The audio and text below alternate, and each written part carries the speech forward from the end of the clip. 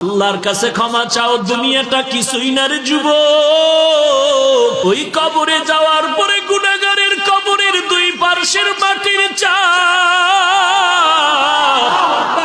পাজরের হাড় চুরমার হয়ে যাবে। একটা নয়, দুটো নয়, 70 থেকে 99টা সাপের কবর।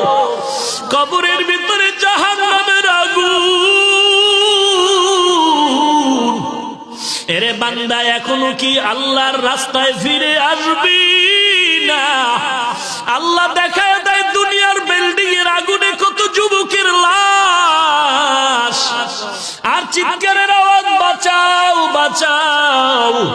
একটু চিন্তা করে দেখ, যখন আগুন লাগছিল শরীরের মধ্যে তখন ওদের কেমন লাগছিল, অবস্থাটা কেমন হয়েছিল।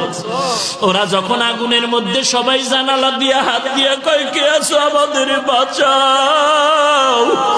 আমাদের ডানে আগুন, বামে আগুন, চতুর্দিকে আগুন। এই দুনিয়ার আগুন থেকে